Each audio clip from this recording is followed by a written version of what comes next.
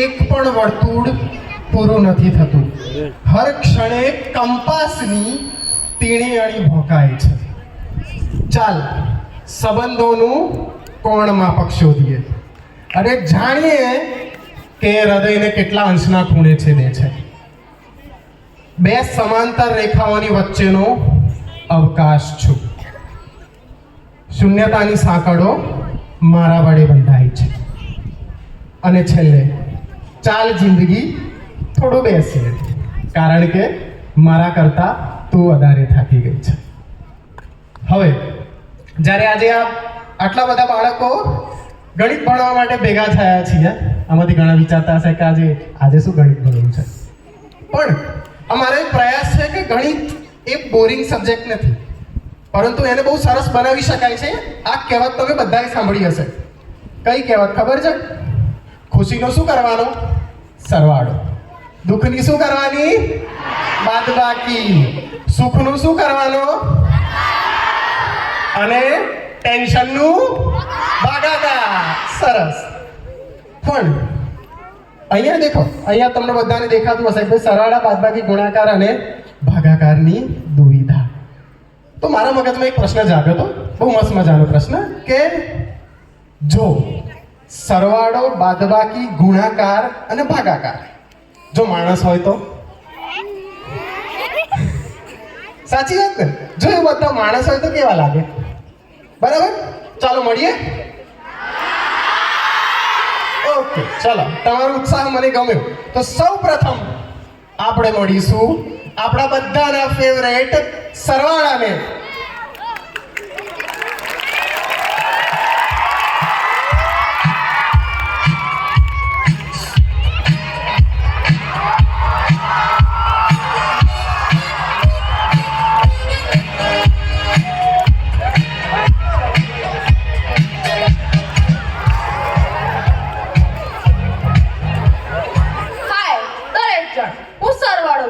લોકો મને પ્રેમથી એડિશન ટૂંકમાં એડી કહીને બોલાવે છે. હું કોઈ વસ્તુમાં બીજી વસ્તુ ઉમેરીને તેને વધુ સારી બનાવું છું. જેમ કે તમારી પાસે 2 ચોકલેટ છે અને તેમાં વધુ 2 ચોકલેટ ઉમેરો તો કેટલી ચોકલેટ થાય? અને વધુ ચોકલેટ કોને ના પસંદ હોય?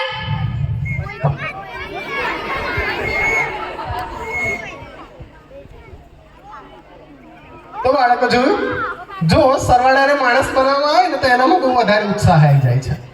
હવે આ જોઈને તમને ખ્યાલ આવ્યો હશે કે જો બાદબાકીને માણસ બનાવવામાં આવે તો જાણીએ. ચાલો, બાદબાકી.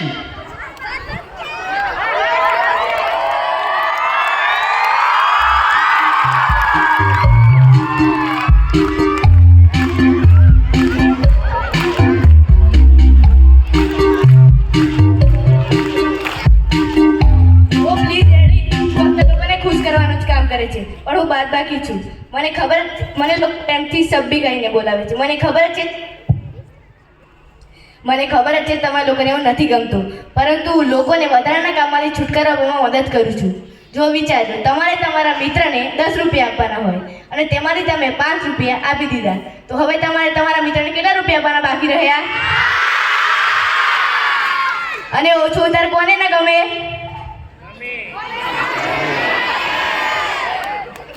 તો જોયું બાળકો, બાદબાકીને જ્યારે માણસ બનાવવામાં આવે છે ને, તમે જોયું હશે કે એને આવીને પહેલા સરવાળા સામે જોયું, કારણ કે સરવાળો ઉમેરે છે અને સરવાળો જેટલું ઉમેરે છે ને એટલું એ લઈ લે છે, એટલા માટે એને કટાક્ષ ભરી નજરે જોયું.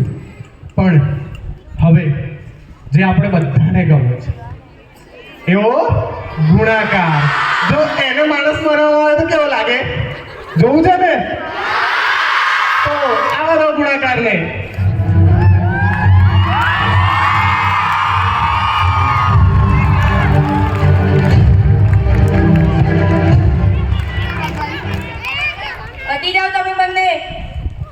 તો મિત્રો, હું છું ગુણાકાર. લોકો મને પ્રેમથી મલ્ટી તરીકે ઓળખે છે. હું ગુણાકાર છું એ બહુ મોટી વાત છે. હું માત્ર ઉમેરતો કે બાદ કરતો નથી. હું વસ્તુને ઝડપથી વૃદ્ધિ આપું છું. જો તમારી પાસે 2 સફરજન હોય અને તેને 5 વડે ગુણીને હું તેને 10 સફરજનમાં ફેરવું છું, વધુ સફરજન કોને ના ગમે? તો જોયું, જ્યારે ગુણાકારને માણસ બનાવવામાં આવે છે ને ત્યારે એ થોડો આત્મવિશ્વાસથી ભરેલો થઈ જાય છે. હવે મારું પોતાનું પર્સનલ એવું માનવું છે કે ભાગાકારને છે ને જિંદગીમાં બહુ બધી પ્રોબ્લેમો નડી ગઈ છે.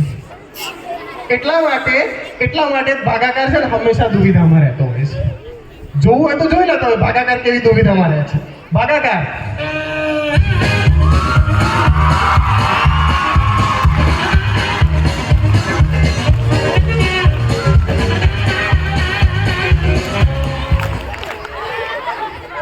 તમે ત્રણ અહીંયા જ છો? મને લાગી જ હતું. સારું, કશો વાંધો નહીં.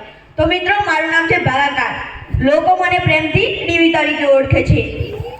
મારું કામ છે ભાગલા પાડવાનું. એટલા જ માટે મારું સૂત્ર છે ભાગલા પાડો અને રાજ કરો. અલા, લોર્ડ મિન્ટોને કોણ બોલાવી લાવ્યું? મેં તો ભાગાકારને બોલાવ્યો હતો. હા, તમે જે જોક્સ માર્યા ને કોઈને ખબર નથી પડી. સમાજ વિદ્યાના જોક્સ સામે કોને ખબર પડે છે? તમારા બંનેનું પત્યું? હા, સોરી કન્ટિન્યુ. હા, ઓકે. આવતો મારા ઇન્ટ્રોડક્શન પર. ધારો કે તમારી પાસે 5 ચોકલેટ છે અને 4 મિત્રો. તો હું ખાતરી કરું છું કે દરેકને 3 મળે. એટલા માટે હું એનો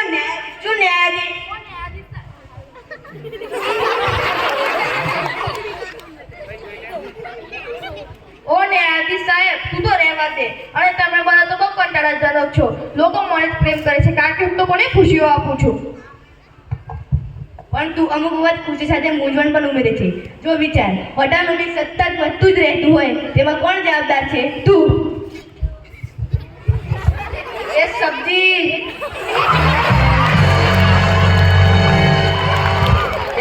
નહીં, સબ્બી. સોરી, તું મારી જેમ રે.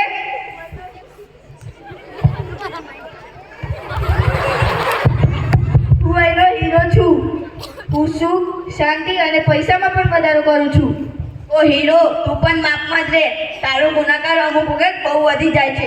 જો તું હોટલમાં ગયો હોય, હોટલનું બિલ 1000 રૂપિયા આવે છે અને 10 જણા છો, તારે બિલ આપવા માટે મારી જ જરૂર પડવાની છે. જે હોય એ અહીંનો હીરો તો હું જ છું. જે અસલી હીરો તો હું જ છું. હીરો. એ રાજા, હીરો તો હું જ છું. એ તમે બધા શાંતિ રાખો યાર. એક કામ કરીએ આપણે, કોણ હીરો છે ને એ આપણે મરવા દઈએ, ઓડિયન્સને પૂછીએ. ચલો, તો કોઈ બાળક? હા બેટા, શું લાગે છે કોણ હીરો છે આમાંથી? અમારા વિદ્યાર્થીઓએ તમારા 4 ની જરૂર છે. એડી, તમે બધી વસ્તુઓને સાથે લાવો છો. સબી, તમે વસ્તુઓને સંતુલિત કરો છો. ગુણાકાર, તમે વસ્તુઓને વૃદ્ધિ આપો છો. અને ડીવી, તમે ન્યાયાધીશ. તમે જેમ કીધું તેમ જ. જો તમે 4 ન હોત તો આ ગણિત અસ્તિત્વમાં જ ન હોત. જોયું, આ બાળકે કીધું એમ, ગણિતને અસ્તિત્વમાં લાવવા માટે આપણે આ 4 ની જરૂર છે. સરવાળા, બાદબાકી, ગુણાકાર ને ભાગાકાર.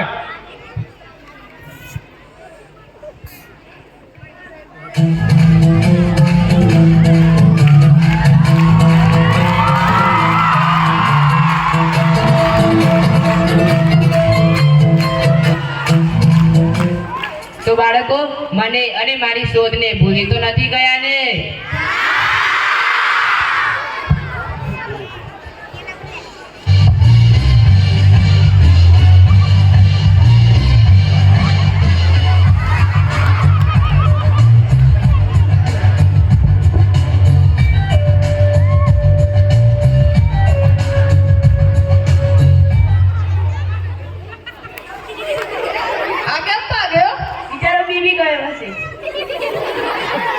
તો બાળકો, આ છે મારી સૌથી પ્રિય શોધ. તેનું નામ છે શૂન્ય. ચાલ બધાને તારું ઇન્ટ્રોડક્શન આપ. મને યાદ કરી લાગે છે.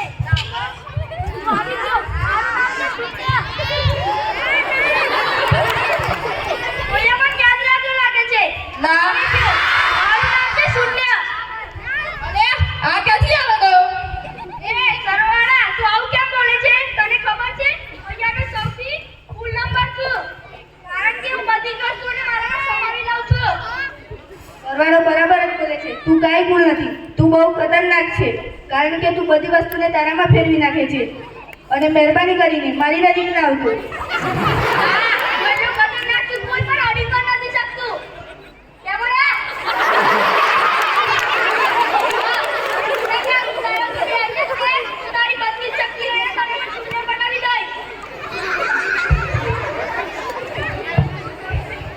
ચલો ભાગી ગયેલી વ્યક્તિ પાછો આવી ગયો. ક્યાં ભાગી ગયો તો લ્યા?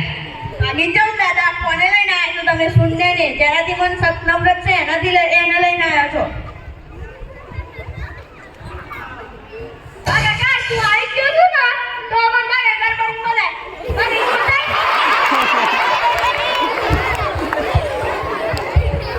ના ભાઈ, ભાગીને કોઈ મતલબ જ નહીં, કોઈ ફરક જ નહીં પડે, કારણ કે તું આખા ગણિત ને તોડી નાખ્યું. અરે મને કેમ તોડવાનો છે? તમે તને મારા સામે કેમ જોઈ રહ્યા છો? સાહેબ, આ ભાગાકાર છે ને ગણિત તોડવાની વાત કરે છે, અને ગણિત તો કઈ દંડી બંડી છે તો તોડી નાખો. વાત તો સાચી છે, એમ નહીં મારવાના. ચાલો, એ એવું કહેવા માંગે છે કે ગણિતમાં કોઈ પણ વસ્તુને શૂન્ય વડે ભાગવું શક્ય નથી. પણ સૌથી મોટો ક્વેશ્ચન થાય, પણ સર, ગણિતમાં તો આપણને એવું શીખવાડવામાં આવે છે કે ગણિતમાં કોઈ પણ વસ્તુ અશક્ય નથી. નાઈસ, ગણિતમાં તો કોઈ પણ વસ્તુ અશક્ય નહીં ને. ચાલો, હું તમને બધાને એક પ્રશ્ન પૂછું. કોઈ નવો કલર વિચારો. પાગલ થઈ ગયા લાગે છે સર. નવો રંગ કેવી રીતે વિચારીએ? તો જોયું, જ્યારે હું કહું છું કે કંઈ નવો રંગ વિચારો, તમારા મગજમાં કોઈ ખ્યાલ આવે છે? ના. એ કેવું લાગે છે? હા, તો એ કેવું લાગે છે? અશક્ય લાગે છે. ગણિતમાં શૂન્ય વડે કોઈ પણ વસ્તુને ભાગવું કંઈક આના જેવું જ છે. તમે ચારે વિચારો છો કે તમે ખૂબ મહત્વપૂર્ણ છો. ચાલો આપનું તેનું પરીક્ષણ કરીએ. ગણિતના સાહેબ એક નંબર લાવો. બોલો તો કયો નંબર લઈએ આપણે? થોડો મોટો બોલો. કશું ના સંભળાય. ચલો 100. બાકી તમે 100 જોડે શું કરશો? હું 100 માંથી 50 લઈશ અને 50 છોડી દઈશ. સરવાળા, હું તેમાં 50 ઉમેરીને તેને 150 બનાવીશ. ગુણાકાર, હું 100 ને 2 વડે ગુણીને તેને 200 માં ફેરવીશ. ભાગાકાર. આપણે તો તેને 2 વડે ભાગી જ નાખવાના ને 50 કરી નાખવાના. ચાલ શૂન્ય, હવે તારો વારો. સરળ, હું તેને મારા દ્વારા ગુણાકાર કરી તેને પણ શૂન્ય બનાવી દઈશ. જોઈને મેં કીધું ને કેટલો ખતરનાક છે આ. મેં પણ કીધું તું તે ખતરો છે. હા, એમાં મારી ભૂલ થોડી નથી, હું એટલો શક્તિશાળી છું તો.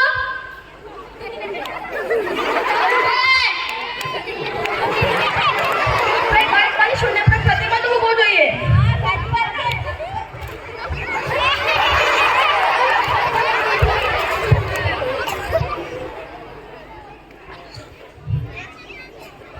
બોલ બોલ. તમે ચારે માપ મારો ને એટલે જ હું આ શૂન્યની શોધ કરી હતી. તમે યાદ રાખો કે ગણિત એ પ્રેક્ટિસરનું કાર્ય કરે છે. તો જોયું બાળકો, હવે છે ને તમે ચારે ચાર થોડા શાંત થઈ જાઓ. એના પહેલા આ છે ને તમારું અસ્તિત્વ ભૂંસી નાખે. કારણ કે આ શૂન્ય છે ને, શૂન્ય બહુ ખતરનાક છે. કારણ કે કોઈ એક સંખ્યાના આગળ શૂન્ય મૂકો તો, એટલે 1 છે, 1 ના પહેલા શૂન્ય મૂકો તો 0 1 થાય. એની કોઈ વેલ્યુ ખરી? પણ જો 1 ના પછી શૂન્ય મૂકવામાં આવે તો કેટલા બને? તો એની વેલ્યુ છે ને. તો જોયું, આ શૂન્ય વગર તમે ચારે ચાર અને આખું ગણિત એ કેવા લાગો છો ખબર છે? વરરાજા વગર જે જાન આવેલી હોય ને એવા લાગો છો. તો તમારે લોકોને શૂન્યનું શું કરવું જોઈએ? જય જયકાર. શૂન્યની જય, શૂન્યની જય. થેન્ક યુ બાળકો.